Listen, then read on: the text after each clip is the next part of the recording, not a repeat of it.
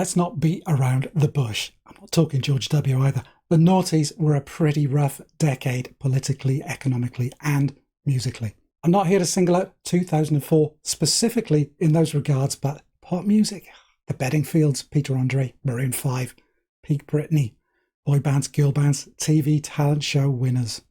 And to rub salt in the wound, this was also the year that we lost John Peel, only 65 years old. Lots of revivals, lots of hyphens, post-punk, pop-punk, dance-punk, new metal. Beyond grime and dubstep, very little in the way of genuine innovation. So if I retreat to my happy place in this post-Y2K dip, I hope you understand. One musical highlight that you will have missed in 2004 is the debut and only single release by the ripe for rediscovery, okay, I'm biased, Oil Red O.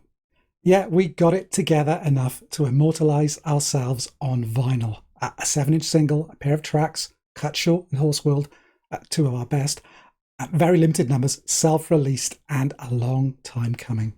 Drummer Will has archived the best of our stuff, these two tracks included, on his studio website. So check the description for a link and you can listen for yourself. Comments are welcome, but please be gentle. It was a long time ago. Straight in then with some other albums from this year, the chasing pack behind my favourite from 2024. First, The Big Fish, starting with Funeral by Arcade Fire, the archetypal early noughties Pitchfork album, a big sounding record, emotionally charged, a kind of communal celebratory wake, and full of songs and moments that can stop you in your tracks even now. Near as damn it, a perfect debut, and the one they live in the shadow of, alongside those Win Butler allegations to this very day. Still their best, I think. Another apex predator, this time Nick Cave and the Bad Seeds with Abattoir Blues, The Lyre of Orpheus. The first post-Blix release following the patchy Nocturama, and a rarity, a double album that doesn't feel flabby or overloaded in the slightest. Split into the fiery gospel fever dream of Abattoir Blues and the spooked redemptive ebb and flow of The Lyre of Orpheus. The seeds of the next few albums and the Grinderman project are planted on this record, I think, with Warren Ellis at Nick's right hand at peppering the songs with strings, bouzouki, and strange textures and loops. I have to pick one of the new wave of post-punks at some time, don't I? So I will go with The Futureheads and their self-titled debut album. I'm obliged to say angular now, right? Yeah, well, that does work here, actually. It's busy, choppy, melodic stuff. Shades of Early Wire and especially XTC circa their first 3 or 4 albums. They go full a cappella once or twice, which is to be encouraged. And this being UK post-punk, some brazenly regional accents are a very welcome addition. We're some post-rocking originators and new kids next, starting with Bark Psychosis and codename Dustsucker. Basically a Graham Sutton solo release under the BP banner using some stashed drum tracks recorded years previously. A belated Hex follow-up which I and nobody else saw coming, and thankfully a worthy successor. Sonically, texturally, emotionally, the DNA is unmistakable. From what is said to when it's read, it is a dreamily perfect opening track, so if you're not convinced within the first few minutes, then feel free to move along. On to the new kids then in Electrolane and The Power Out, striking out interesting real estate somewhere between the motoric futurism of Stereolab and the nocturnal post-punk playfulness of Oddie Shape era Raincoats. All female, multilingual, and some very, very arresting vocal stylings and arrangements. An outwardly simple recipe that is nonetheless consistently surprising. Very underrated.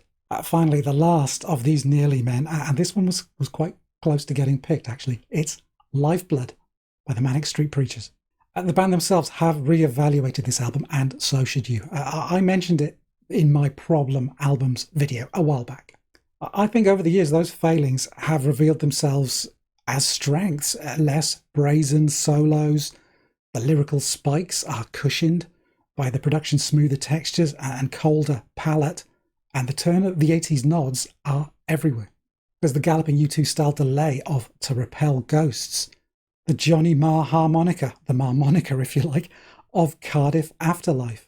the ABBA Elvis Costello piano run on A Song for Departure, and the Style Council Motown vibe of Empty Souls. Yeah, together these tracks all build up a unique and very cohesive feel and atmosphere. Anyway, on to my pick for the year, and that happy place I mentioned earlier. Thematically, maybe not so happy, in keeping with the times, I guess. But nonetheless, old favourites in a new outfit. Fourth time on the channel for these guys, the second in this LOL series, once again in the 90s Overlooked Underheard one, and the briefest of mentions for this album specifically in my short albums video from way, way back. 1998 was Bedhead, the old year if you like. 2004 of course is the new year, and the end is near. The Cadane brothers, Matt and Bubba, back in a crushed, sorrowful mood, in keeping with the times, post 9/11, a year into the Iraq War. I mean, how much worse could things get? Let's move on, shall we? In that Bedhead video, I talked a little about the usefulness or redundancy of genre, tautology, repeating something you already know to be true, using that self-same truth to needlessly reinforce an incontrovertible point. Bands weren't defined by the slowcore label of the 1990s. That label grew out of a need to define what it was that they did. Slowcore is Matt and Bubba, and not the other way around. But if you're still riding with slowcore just as a convenience, then the new year are doubly afflicted by sporting Chris Brokaw, formerly of Codeine, on drums, alongside Mike D'Onofrio on bass, and one-time Bedhead guitarist Peter Schmidt. The New Year's 2001 debut album, Newness Ends, felt like it was pushing the brothers' kind of mid-tempo side, the source of those breakers on previous Bedhead records, the tracks that separate, that change the pace up, resetting the mood and the feel. But the weight of the times seeps through into The End Is Near, with slower, more ruminative numbers returning with a vengeance. There's a definite slower, sparer beginning, building to a plateau before dialing up the contrast for the final two songs, the detail snapping into a devastating emotional focus for the closing scenes. This trick, using the album's structure to build and release, is all the more interesting given the Cadane's reluctance to allow their music to be drawn into a traditional verse, chorus, climax paradigm. Nowhere is this structural fluidity more evident than the beautiful opener, The End's Not Near, totally drumless, a teetering cog-like time signature meted out across two guitars, a piano, and an almost subliminal bass. The song's big takeoff arriving via a rhythmic switch and the introduction of vowel-like guitar feedback, those violin-indebted tones coming to the fore once again, just as they did in Bedhead. A simply stunning piece of music. You may have encountered the song before if you're of an age that soaked up The OC on TV. I'm a bit long in tooth here, but that show offered up a veritable smorgasbord of indie rock cuts via its much compiled soundtrack releases, with Band of Horses covering this track in season 4. Back to the album, and Chinese Handcuffs begins all kind of ticking rim shots and slaloming bassline, throwing in the briefest of drum breaks before the Cadane's guitars resume their coiling dance, avoiding collisions and weaving tangled shapes like a pair of Nokia snakes. It sounds effortless, but try and break these into their constituent parts. It's no small task. Plan B and Disease form a knot of explosive drama at the album's core, one all clanging, climbing single notes and explosions, the other a slow build, the inertia blown away by sudden crashing waves of unrest. Matt sings here, and Disease has found us again. In a few healthy years, did we think it would end? Following the velvety ooze of Age of Conceit, interrupted by tom-heavy detonations, and the uncomprehending slow-motion frustration of Start, are just the scene setters for the album's longest track, the 8-minute 18. One of the most quietly devastating songs you will ever encounter. Even when you're looking out of a body that's one day away from being a corpse, you still feel 18 on the inside.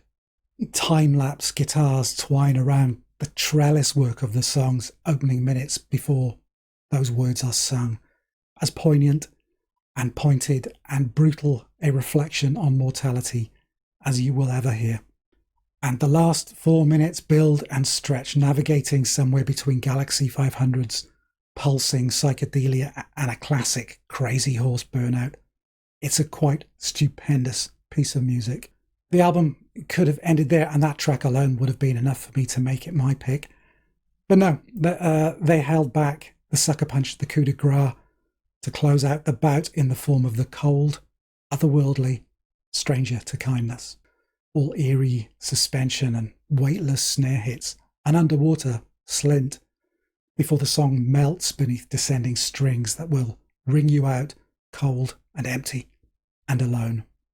Who'd have thought my happy place would end up somewhere quite so sad? No one's ever nailed an answer for that one that I can get on board with. Why listen to sad music when there's already so much sadness in the world? I don't know. The truth is, we're none of us here for long. And sometimes we need reminding of that so that we can carry on doing what we can and being who we are.